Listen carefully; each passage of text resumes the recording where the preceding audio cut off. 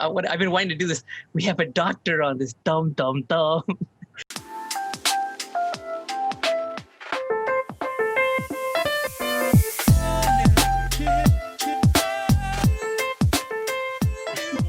This is where we're going to officially start. It's a great place for you to do a little introduction. Who are you? Okay. What do you do? The two things or more that you do. Well, I'm basically a 27-year-old male, and this is how we stay in the medical world. I'm currently a third-year internal medicine resident at St. Mary Mercy Hospital in Livonia, Michigan. And I'm nearing my graduation, and I'm currently applying for fellowship in the field of cardiology. That's basically who I am as my career path currently. But on the side, I have a lot of hobbies, a lot of side hustles and things that I like to do. The number one thing would be cinematography. I have a more focus on cinematography versus photography. I like making films. Alongside that, I also spend a lot of time with fitness, travel. I like to kind of read as well. There's a lot out there for us to learn, and I feel like I'm just scratching the surface of it.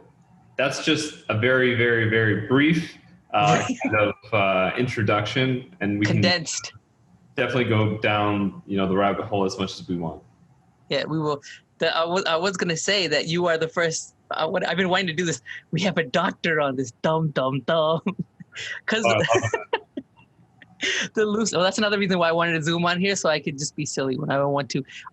This particular interview is really important and exciting to me because you are the first doctor that we have on this, and since the title, the loose title of this is "If Not Doctor, Then What?" So it's kind of interesting because you are a doctor, but you have a lot of side things that going on with it too. So that's why I think this conversation is really important, and this conversation to me is really interesting to know, to talk to someone who is a doctor but also does a lot of things on the side, because I think it'll be really important to learn time management, because we want to know, how do you do it?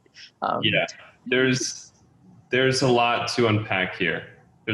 I'm excited to kind of give behind the scenes, because I think a lot of people who are not in the field of medicine don't know exactly what medicine entails, whether it's not just medicine, it could be different medical fields and whatnot. Yeah.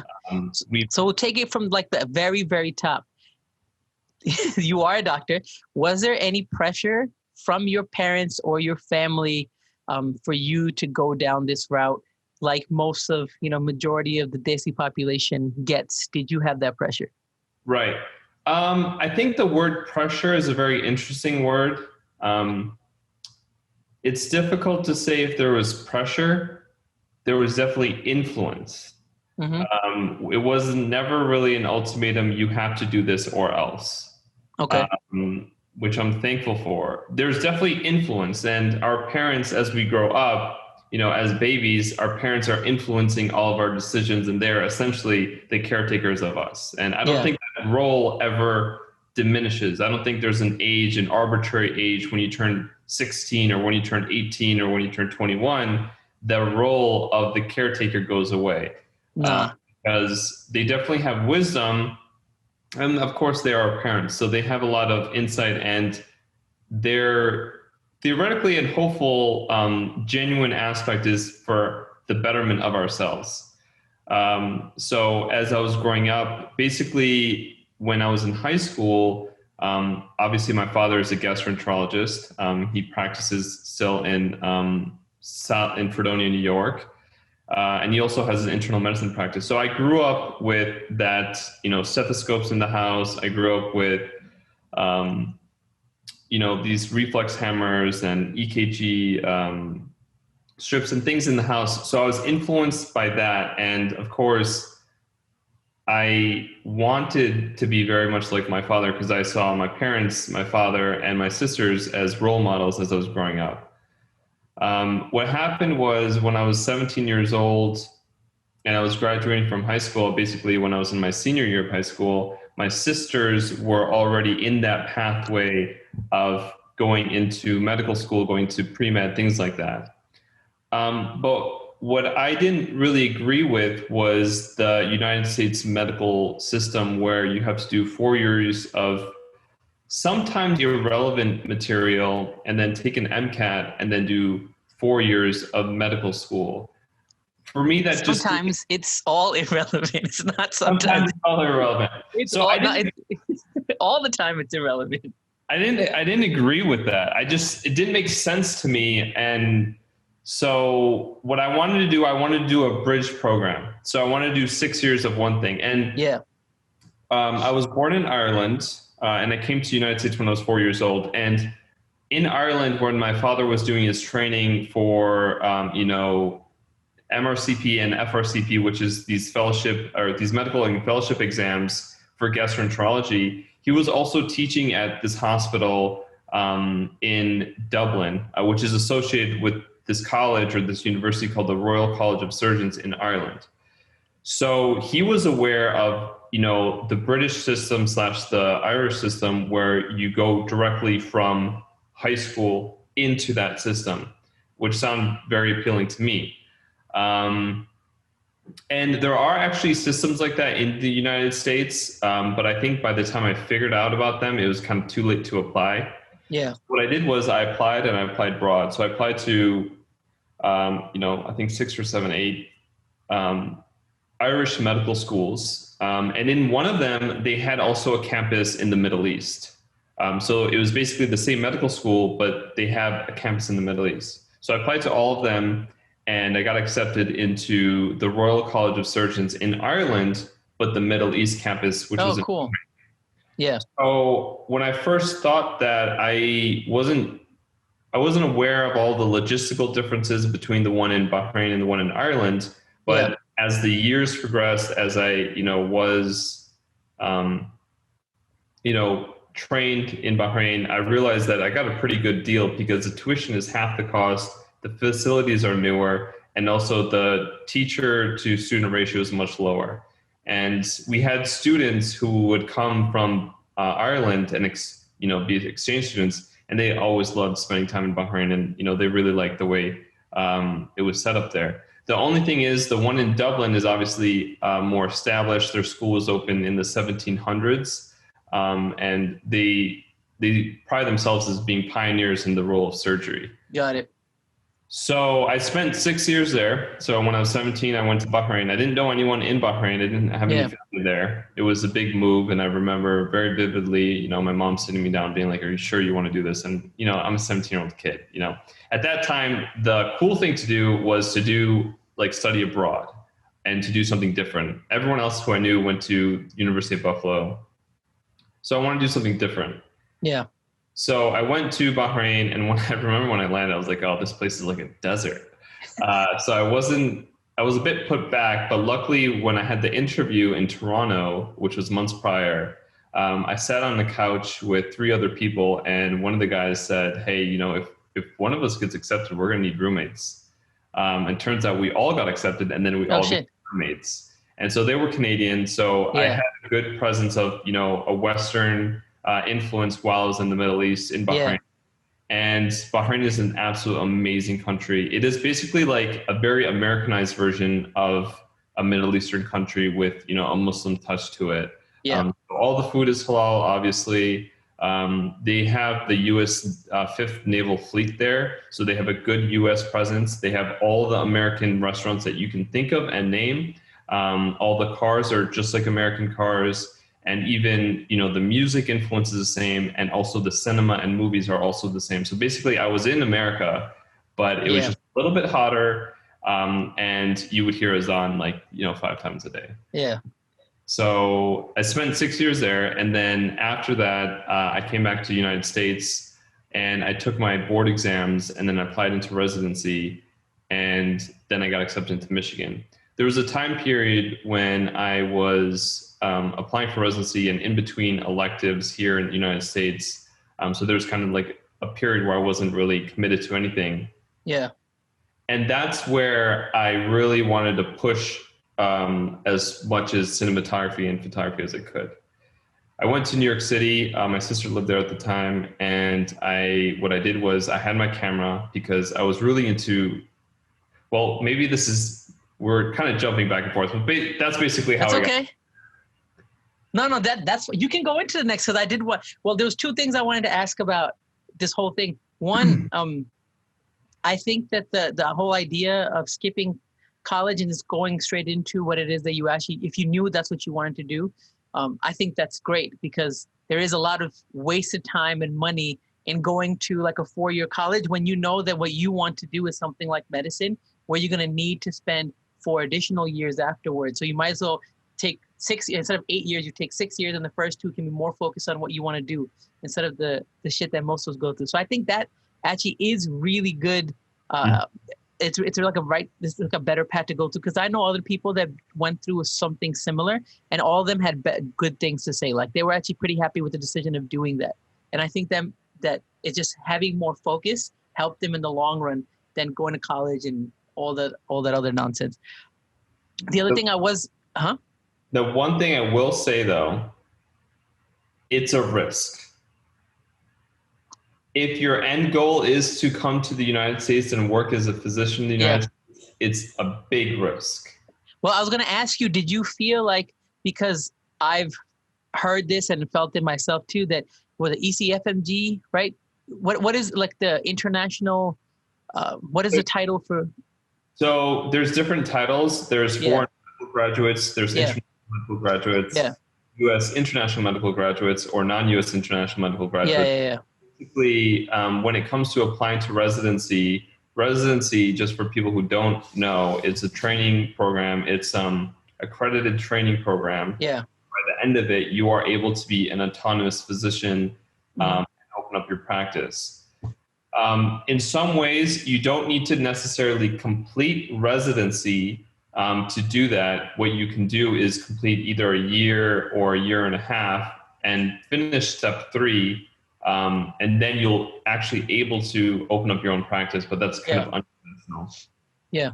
So the thing is that I will just make you very aware that for any individual interested in pursuing a similar path, that it is very risky because every single year it gets extremely competitive in terms of the amount of graduates that the United States has. So the U.S. medical graduates increase. The residency spots increase as well, but not proportionally to the U.S.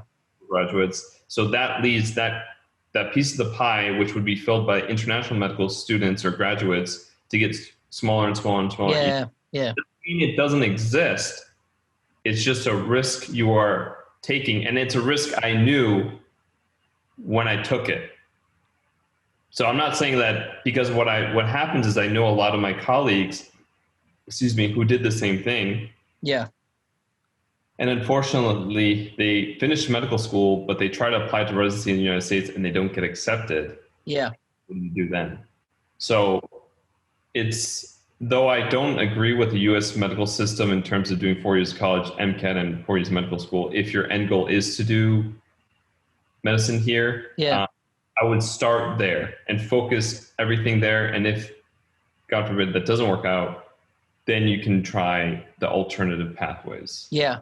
But I mean, I feel like you also have to be more competitive if you're a foreign or international grad. But even if you're an American foreign, right? Well, I forgot what the exact titles are, but still you have to be more competitive. Your numbers have to be better. Everything has to be better than someone who graduated from the US. So you're right. There is more of a risk. Yeah. Do you feel some? Because I've heard stories of how like there is a slight prejudice too, like even when you're doing, because you didn't do any rotations here, right? I did one, but yes, I didn't do my rotation. You didn't, but in residency, do you feel like there's a little bit of prejudice between, U.S. medical grads versus anybody who's coming from outside? It's not prejudice. It's just not everyone's on the same playing field in the beginning. Okay. In the beginning, not everyone's on the same playing field because U.S. medical students have rotated theoretically in the same hospital that you're. They've known the same electronic medical record. They know what different types of notes are that you're Yeah. expecting. So they're already accustomed. There's no To the culture system. for non-US. There can be that culture shock, but it doesn't mean it's, it's going to be there. A lot of Caribbean students who rotate in the US don't get that Yeah. culture because they've been through that. Unfortunately for me, I didn't really know what was going on when I first started, but Yeah. I knew that the rate limiting step between me becoming up to par was just me putting more work, putting more effort, and learning Yeah. them. And believe it or not, actually, I'm very impressed with the way my medical school taught us. Because the Irish and UK medical system, they focus more on history taking and physical exam, communication skills, and establishing rapport. They And don't do any of that really. well, I mean, they do. Don't get me wrong, they do. But they're as medical students, you're expected to write notes. Your notes, Yeah. and that was not really something very familiar for us in the international medical world, at least in Bahrain or Arsenal. Yeah. And I'm thankful because I learned all that on the spot. I Yeah. learned on the spot, and it's not hard to learn.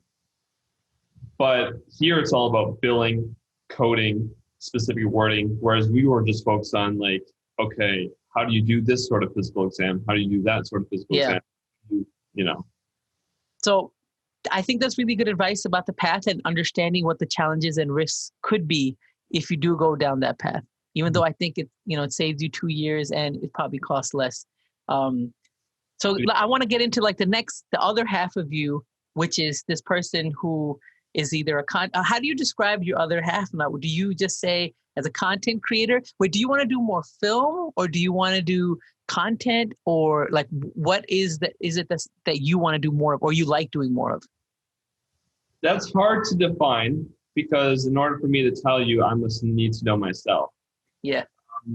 But I would start with, where do I see myself at the end? What do I want to become? Okay. And I would say at the end, I want to create cinematic films, similarly to, obviously this is so cliche, but like Christopher Nolan. Yeah. One aspect. I also want to shoot music videos for Kanye West. That's like the end goal. So like these high level celebrities and shooting very cool cinematic and artistic stuff. Yeah. Now reversing back, a lot of what I've done is just content creation, which falls into you're shooting things for people on social media, for social media, or for virtual digestion. Yeah. That's not what I want to do, and it's not that's not where I see myself. The reason why I do so much of it is because every video I do, I use it as an experimental video for me to learn more about camera settings, video editing, composition, things like that. It's basically me just practicing. Every video I make, it's just practice.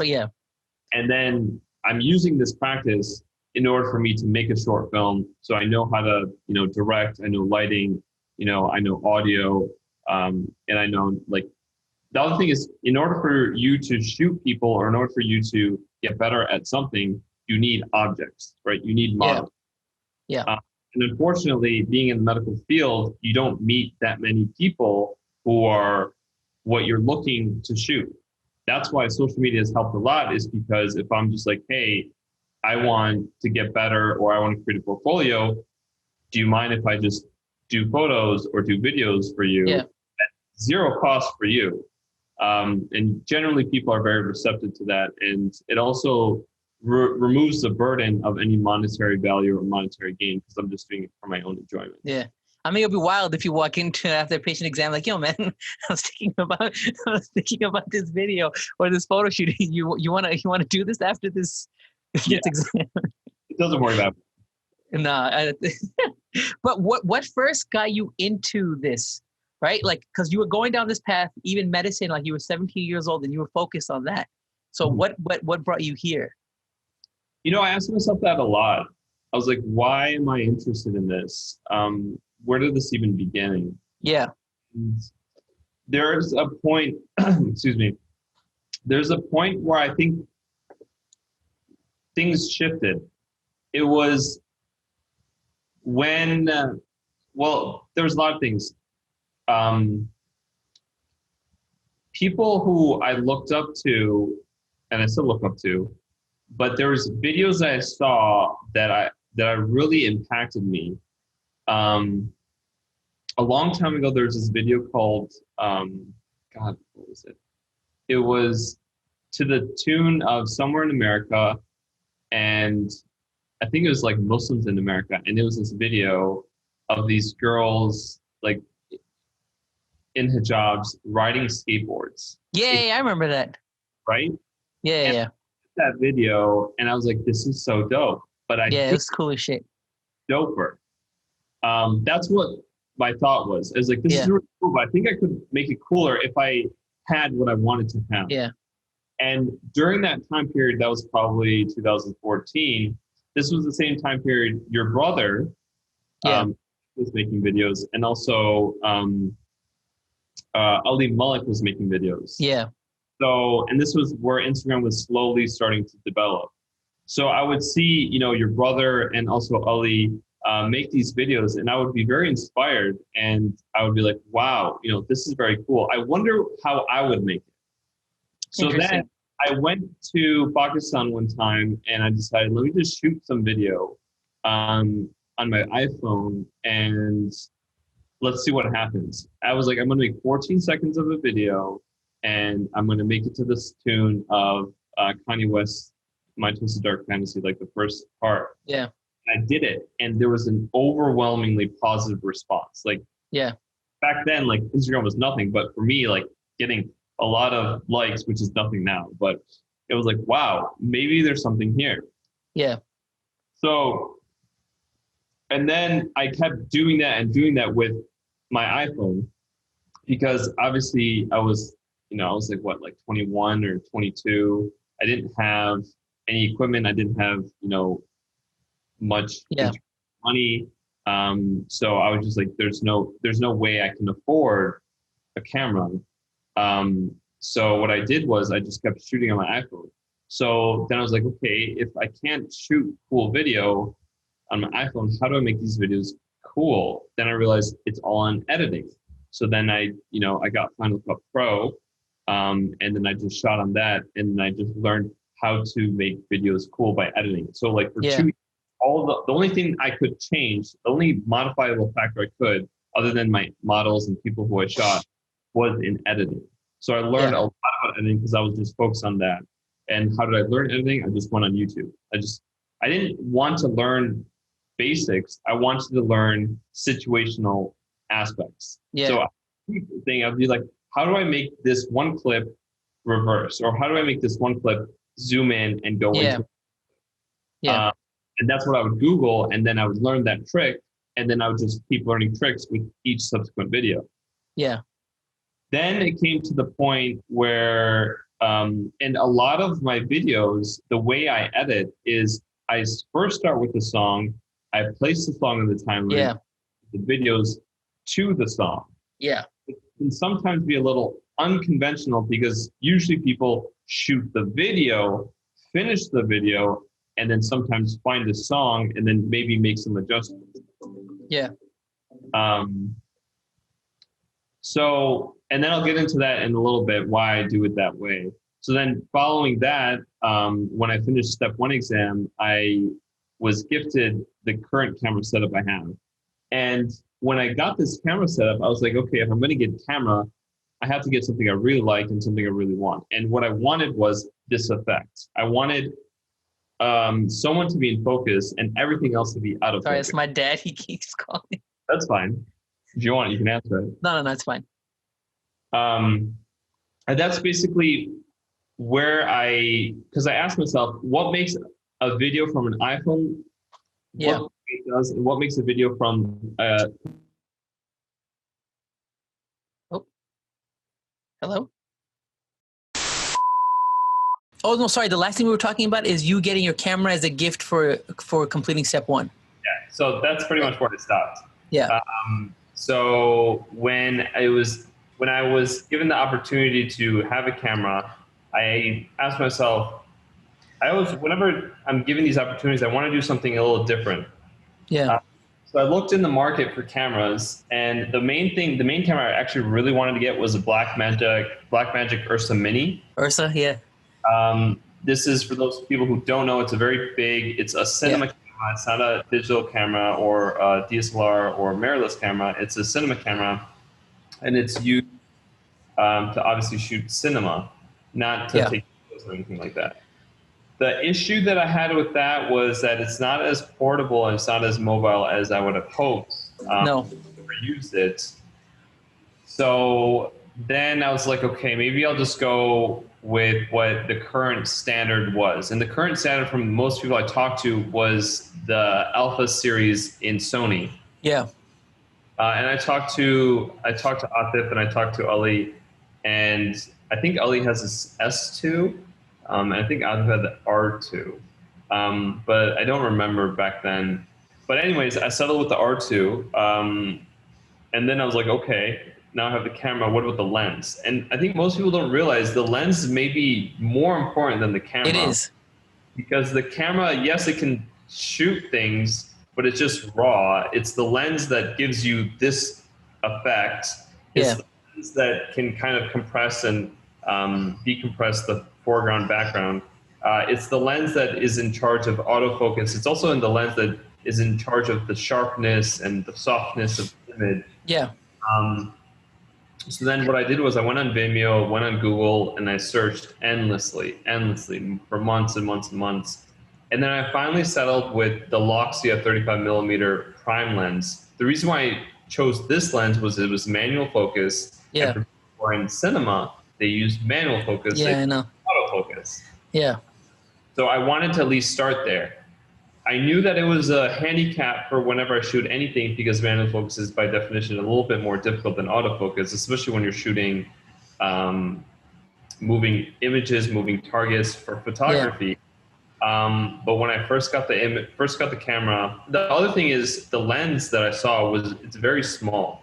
Yeah. It's a very small lens compared to other lenses, and though it's a bit more heavy. So then I bought this, and it came, I think, in 2017.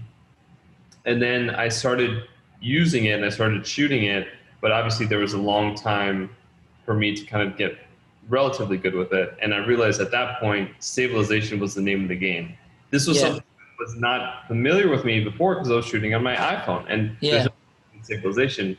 So then I was kind of frustrated because I was like, okay, now I just got this camera and whenever I shoot anything, it just looks so shaky. But then as time went on, I learned that the tricks to avoid that is just to shoot in slow motion. More frames to work with. And also to have whoever's working with you to just be walking very slow. So a slow person on top of slow motion equals a relatively stable shot. And then what happened was when I was applying for residency, I went to New York City. Stay with my sister, and I was like, okay, now is the time that I get in the field of shooting all these influencers. So I went to a Muslims event, and I went up to everyone, and I took pictures of like, hey, do you mind if I take your picture? And what I did was the Alpha series, it allows you to transfer photos directly to your phone. So it's like, hey, I took their picture, and I showed them within like 30 seconds later, the picture. I was like, hey, I can send it to you right now. And they were genuinely shocked because usually when it comes to the realm of photography, you take pictures, then people edit pictures, and then weeks later they give you the pictures. So there's a very long delay. And for me, editing pictures and color grading was not something that I really particularly liked because number one, it's very subjective. Something that you may really like, I may really hate. Yeah. And vice versa. Yeah. So I never really got into that much, where I know a lot of people are very enthused by, the nitpicking of coloring, blurring, and whatnot, which in itself is something that I need to improve on drastically. So what I did was I just sent the picture and then I sent it back to them. And then a lot of people like that. And I'd be like, hey, do you mind if I just do a photo shoot with you at one date? And then that just tumbled down. Yeah. And when I was in New York City, I met a lot of the influencers there, a lot of the Muslims influencers, people who are verified, people who have tens of thousands, hundreds of thousands of followers. and I would just shoot them, and I would shoot them obviously for free because I was building my portfolio and I'm building my reputation. Yeah.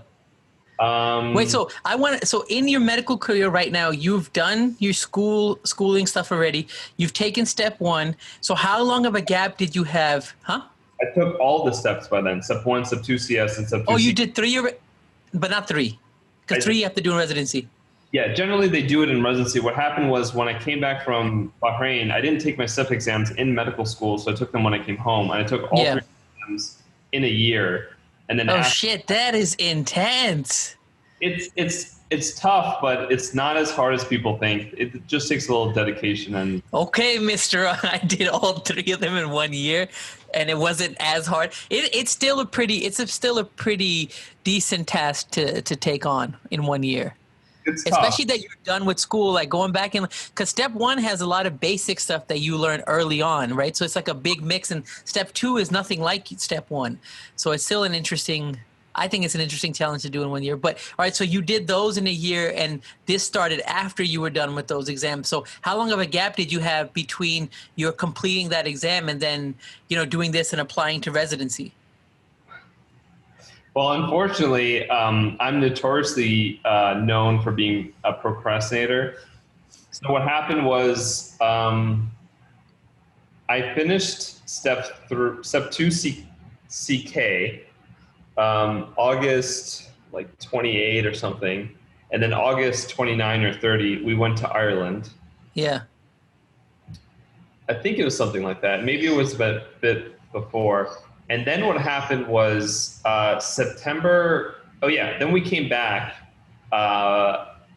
September 9th is when we came back. And then I think the deadline for completing your application for residency was September 13th. That's when you send it out. Yeah. I forgot that I had to do a personal statement. So then September 9th, I did a personal statement, and then I submitted my application.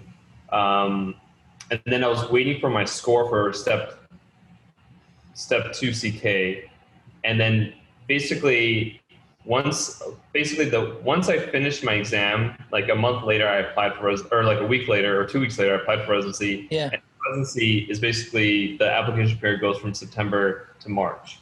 Yeah. So then from September to December, and then from December to like March-ish, I would go in and out of New York City, and I would do all that cinematography stuff. Got it.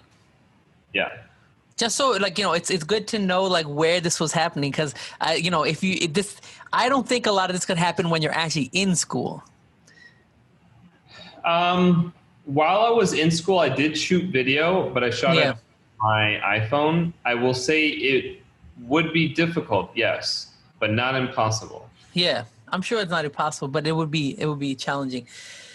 So you do that. So sorry. All right. Now back to what you're saying. You're shooting your content and you're applying for residency, right? And that's what you're doing. You're creating good content. You're working with these big influencers. Now, at that point, at any point, did you ever second guess you staying in medicine and thinking like, yo, maybe I want to just do this? Or was it always just like a side thing where you see, you understand the value of it, but it's not something that you can see it being like your full-time thing? A lot of people, when I was doing it, they told me I should leave medicine and do it. And I don't think I ever thought of that seriously. I thought it would be a fun thing to think about, but I didn't think about it seriously. And there's many, many different reasons for this. Number one is, it's like, and this is very cliche, but it's like in the last Harry Potter, one cannot live without the other for me. Okay. So I can't enjoy as much medicine if I don't have these side hustles. Got it. Cinematography. And I can't enjoy cinematography unless I have this very secure job that has a relatively good compensation salary. Yeah. Go hand in hand. Because one, I'm shooting for no money and I'm not expecting money because I just shoot to create. Yeah.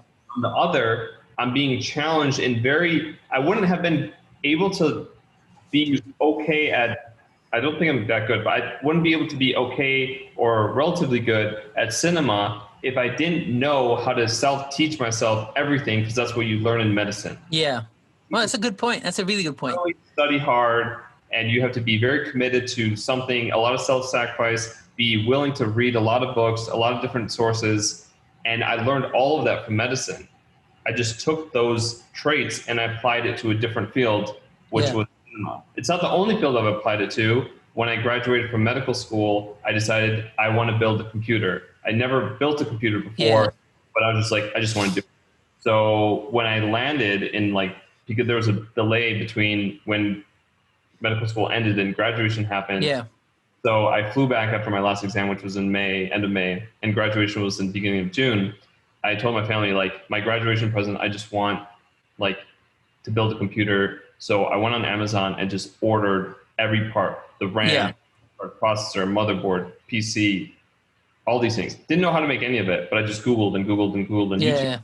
And then when I came back, I landed and I went straight to my room and I built a computer. Didn't know how to do it. And once again, these are just applying those traits of being able to teach yourself things only because that's what I was doing for the past 6 years.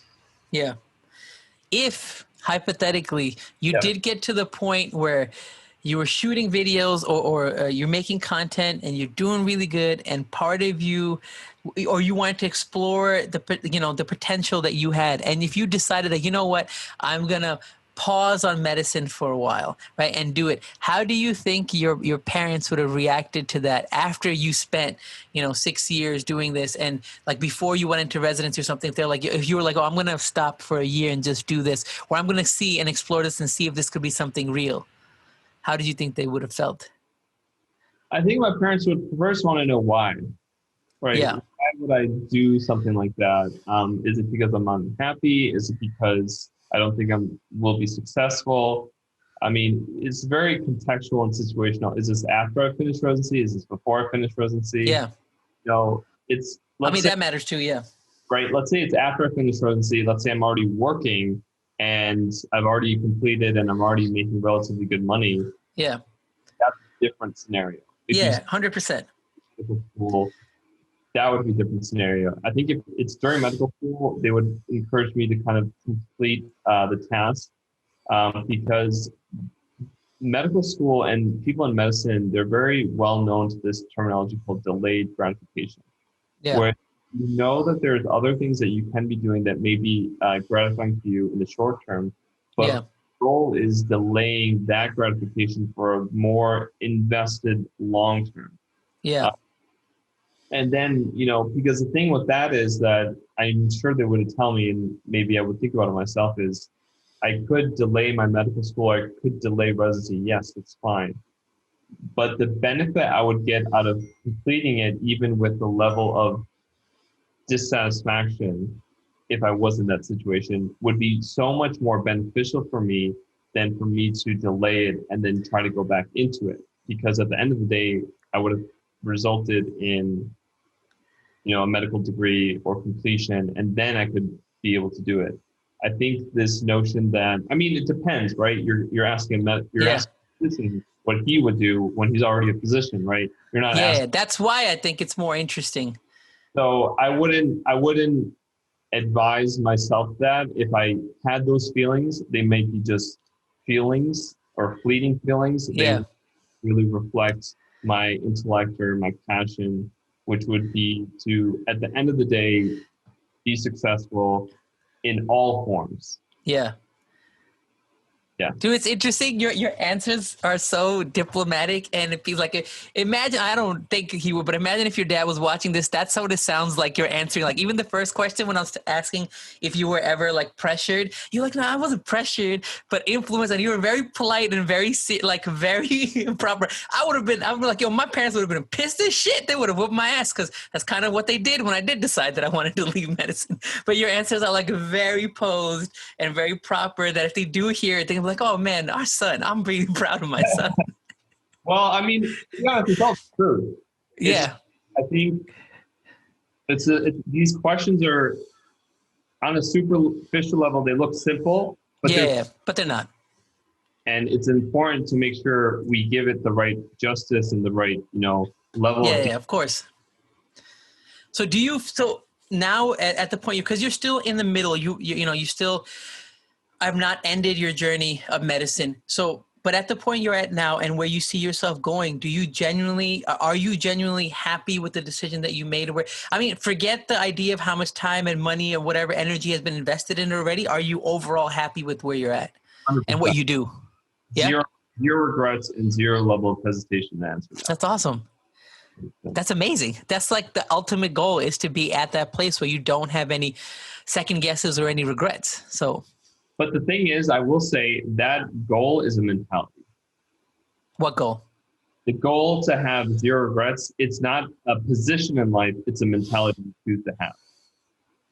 So anyone at any place in any portion of their life, they could feel the same way.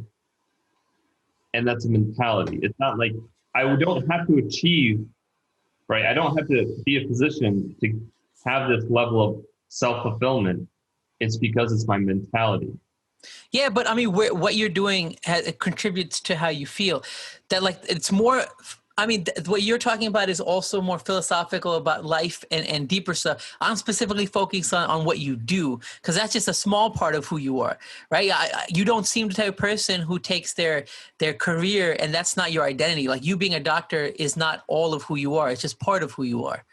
Yeah. But that part, are you happy with that part of what you do? Okay. Is it light too bright? Should I mean, your face is overexposed because the sun is around your thing, but I mean, now it just looks like you got some extra cool lighting effects going on your face. What if I see that? There goes your focus. I'm just messing with you. It's okay. Okay, whatever you want. As long as you're comfortable and the sun's not like messing with you, you're fine. I mean, it's like only reading some parts of it. Yeah. It's just changing it up. So back to this idea of now where you are, and you are happy. But as a kid, did you always see yourself doing medicine? Garbage man. Garbage man? Dude, that is awesome. How did that, like, why? This is like very famous, like, notion. I was sitting, my mom and I, when we lived in Buffalo, we would sit on the porch. And I would just sit there and, like, I'd watch these guys jump out of a vehicle and just, like, oh yeah. And then it goes up, they push a button and there's a machine just, like, clamps and just crushes. Yeah. And then I was like, this is so cool. And I went to my mom, I'm like, I want to do that.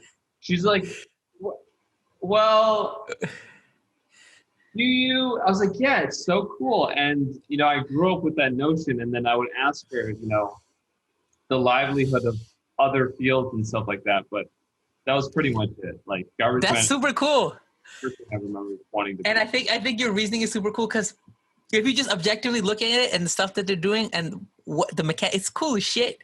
Everything you keep throwing into it just get crushed into this one little vehicle. And the way they're riding, I don't know if the safety measures have changed now, because I don't remember the last time I saw someone riding around a garbage truck. But back in the day, they were reckless as hell, and it looked cool as shit. They're just hanging off that one little handle with one foot on, just dangling in the back. Yeah. And it is, as a kid, that is really, really, really cool. Sure. Yeah. I think now moving forward to where you're going, I think the complicated thing is, because didn't you for a while pause on creating content because you did get busy with medicine? Yeah. Like, didn't you go off of Instagram for a while too? Yeah. This is another very, very, very complicated topic. It is the topic of social media. Yeah. So I left social media not because I didn't want to create content, but because I didn't agree with the philosophy of social media.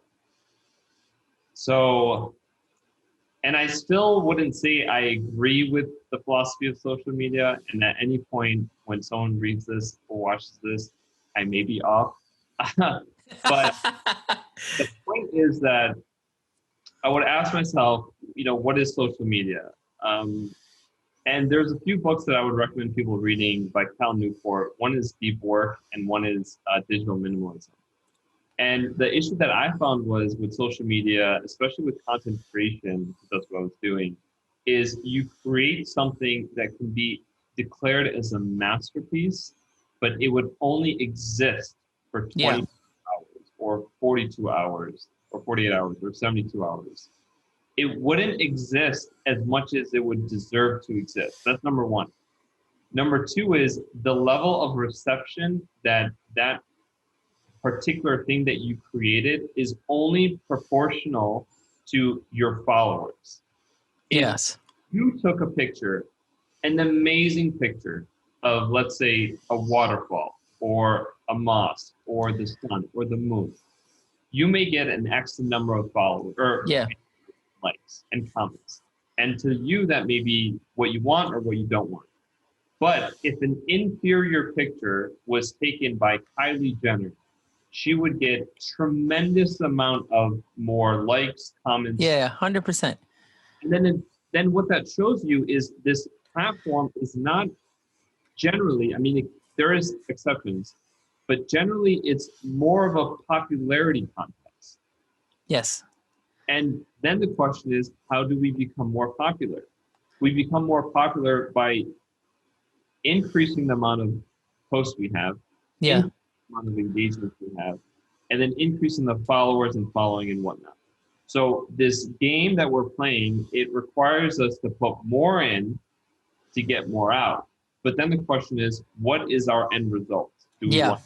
want an influencer?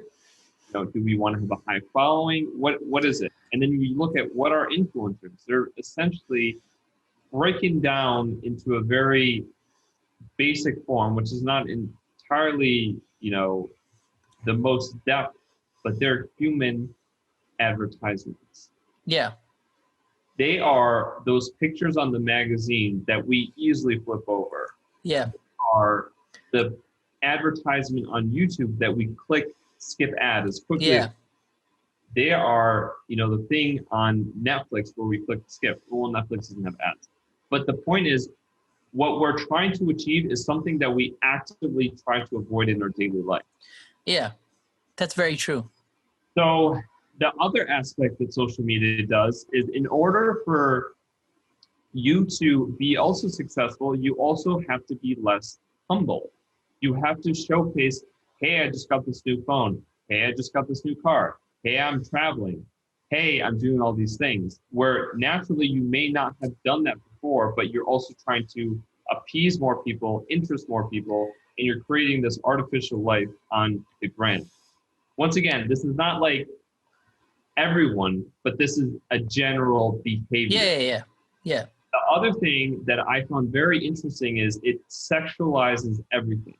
Social media encourages very sexual behavior, whether it's very risky, like pictures or portraits or diagrams, things like that, which I also find very odd if you think about it.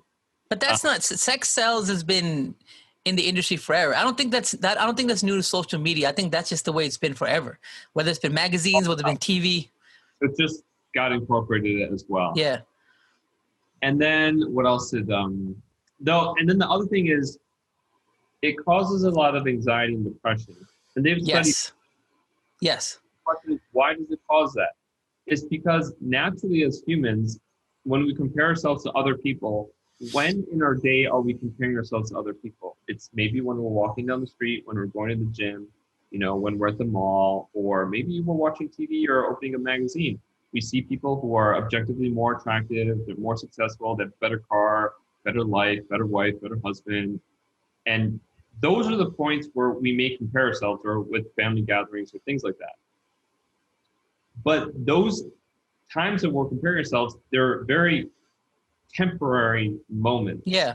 You're not always at the gym where you see most attractive or most fit guy or most fit girl. It's only maybe an hour of your day. And if you're always at the gym, then you are that most attractive, most fit person at the gym. Yeah, but the thing is, no one is that. Yeah. No one is that. And that's also another reason why a lot of people don't go to the gym, is because they're like, I don't feel comfortable working out with these people who are exponentially more like fit than I am. But that's a different topic. So the in our daily life, we are exposed to people who we would compare ourselves to, but only in very brief moments. Yeah. Now we insert Instagram, we insert Twitter, we insert Snapchat, Facebook, whatever else you want to insert in there. And you are being exposed to those same issues, not once a day, 10 times an hour. Yeah, all the time. And it's just being blasted in your face constantly. But then you get to a point where, you could be sitting, having a wonderful conversation on Zoom, and you open up your phone and you see someone skydiving from Dubai. At that point, you're like, this is fun, but I wish I was skydiving in Dubai. So what happens is you start to devalue your life, devalue your experience, where in reality, you're completely missing the point of life, and you're completely missing the point. And this is what's causing a lot of anxiety, a lot of depression, and a lot of insecurities in everyone. And that's I left social media for like 2 years. Dude, I 100% agree with you. I have a love-hate relationship with social media, and it's terrible because 99% of the work that I do lives on social media, and a lot of my career is tied into it. But that's why my personal Instagram is not, if you even go, like, I don't post that often, or like I come and go infrequently, because they're legit. I'll come on and then a lot of these thoughts happen, and not even related to me. I just don't like certain things. And I'm like, oh, fuck this shit. And then like I get off of it for a while, but then I come back because there's some benefits that I like even our connection, right? Knowing you, I wouldn't have never known you if it weren't for social media. So those connections have been really meaningful to me, and people that I've gotten to know that I would never really know. So I understand the value of it too, but I also hate it a lot. And the other trouble with what you were saying is how people compare their lives to it. And being on the other side, because we create a lot of this, people don't realize that most of the stuff is fake, or if not fake, that it's fabricated to look a certain way.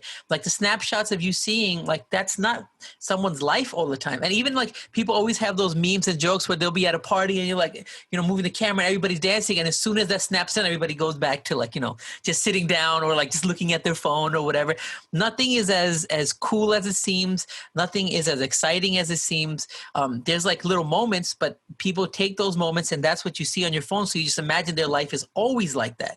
And I've seen personally too what it does to people around me who believe that this person or that person's life is like this all the time, but that's not what it is. And a lot of times what you were saying, which is funny, is even people who are influencers or people who do this professionally, they're constantly thinking about what can they do to make their life seem a certain way. And it is fabricated. Like, you just do things for the gram then. You're not doing it because you want to, or you're not doing it because that's how you live. You're doing it because you have to. And I think a lot of that stuff is sad. And I think a lot of that stuff makes things very complicated. It makes relationships a lot more complicated because people think that everybody has a perfect relationship with their family, their partners, their love. Like, everybody thinks that they think they have perfect kids, like all these things, which are not true, right? It just shows a perfect snapshot of what you see, and that affects people's lives. And you're right. It causes depression. It causes anxiety because you're constantly looking at these things, thinking that someone else is living in a better way. And the other hand that I hated social media thing was that you were talking about taking like a good photo. So early on when I would once in a while like put like a good portrait or something that I thought that was like a really good image or had a lot of meaning or value, and it would get almost no likes. Then I put a dumbass selfie of me sitting anywhere, and it would get tremendously more likes. And I was like, fuck, this is not right. Like, you're supposed to be like those photos should be getting, the likes, but that comes down to the connection and what people connect to and not connect to and why they're following me. But I remember like years ago, that really pissed me off. And I was like, yo, screw this platform. I'm getting off. They don't value good content. They just value people's faces or selfies. And that was another thing. But yeah, I agree with you. I have a love-hate relationship. I don't like deactivate it, but I do go on and off. Like, I won't check Instagram for days or weeks will go by before I open it up. And I think that's bad for my career, but mentally it's really good for me. Yeah, I will say, I mean, majority of what I said was about the negative things. There's a lot of positive things about social media. And one of the positive things that we're seeing more now than we've ever seen before is social activism. Yes. And this is using as a beacon for people to congregate and go to different events, Yeah. protests, and show light on things that either mainstream news is not showing, Yeah. or Yeah. the intimacy of the issues that are happening overseas. And social media is doing an absolutely amazing job of showcasing that. The Yeah. other thing, it does connect people.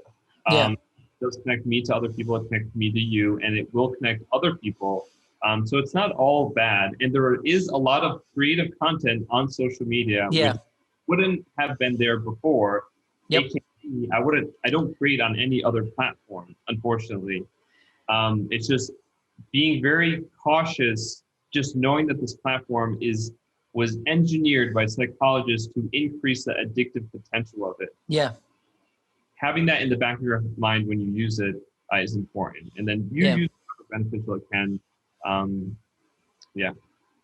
Also, if you're watching this, there's a very good chance that you came from some social media platform and are watching this on a social media platform. So I appreciate you watching this and continue watching the other interviews as well. That's hilarious. Oh, so I'm going to try to start winding this down. One thing that would be cool to know that now where you are, like what kind of advice would you give yourself or someone else, younger than you who's trying to think, like a kid, like if this 15-year-old you, what would you tell like the younger version of you? What would I say? I think I would say is that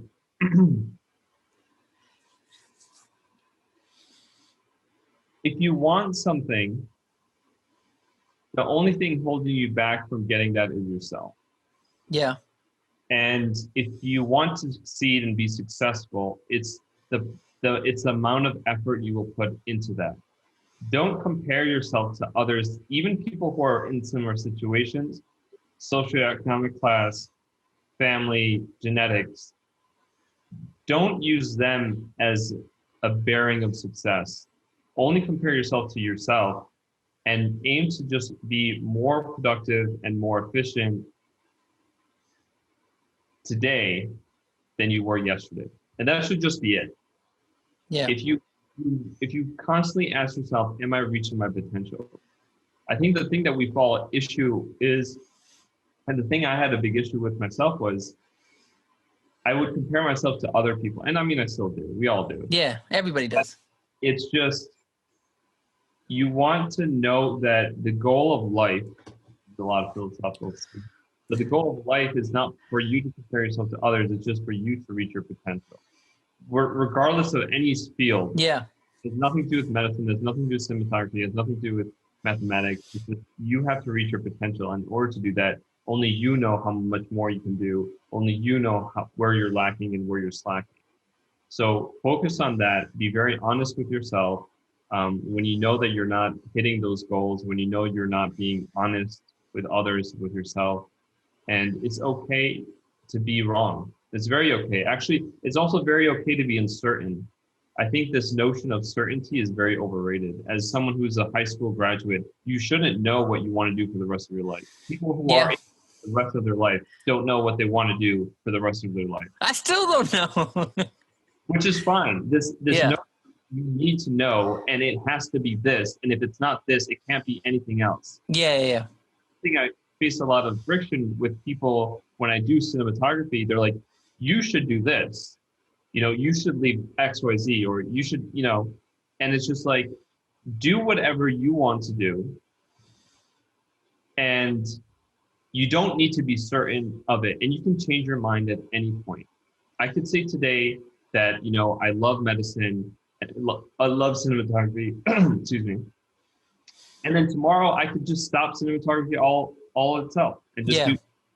That's okay. It's okay to change your mind, but what's not okay is to hold rigid views and rigid values that are not susceptible to be malleable, and for you not to have a level of constructive feedback and criticism. Just constantly improve, constantly refine. Whether it's your field, your mentality, your profession, your spirituality, constantly look to, okay, how can I make this a little bit better? How can I make this a little more sharper? And what can I do to be better? Dude, that's such great advice, because I think a lot of people, and it happens to all of us, like you get comfortable in something, and as soon as you're comfortable, you stop progressing.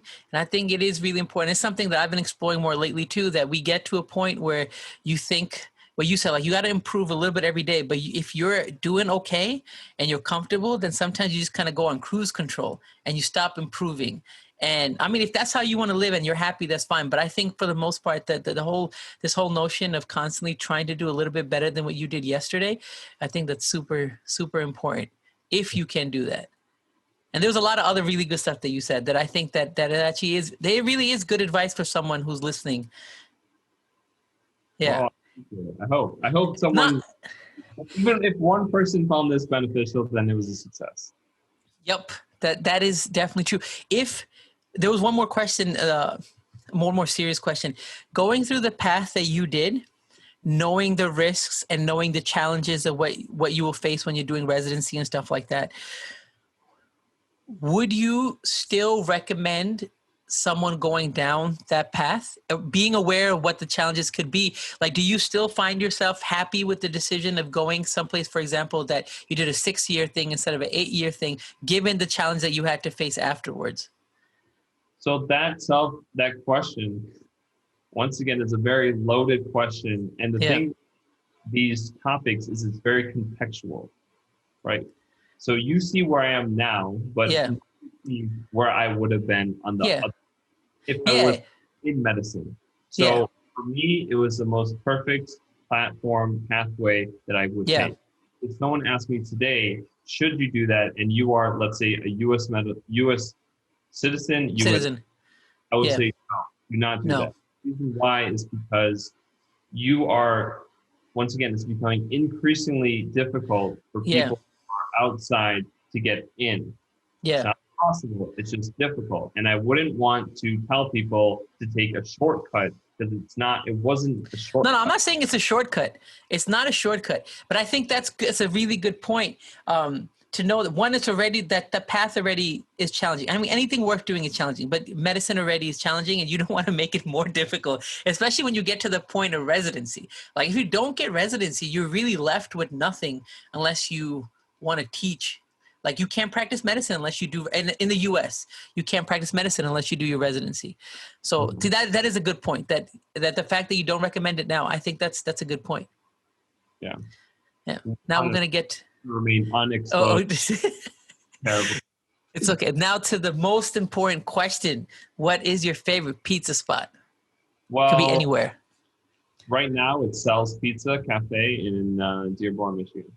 And they also have wings. Really? Okay. I'm going to put down my list next time I come down there. Absolutely delicious. Yeah. All right. Well, that's the end, unless there's any... Oh, sorry, one last thing. If someone wanted to get in touch with you and ask you or pick your brain about anything, what is the best way, or what how would you like them to contact you?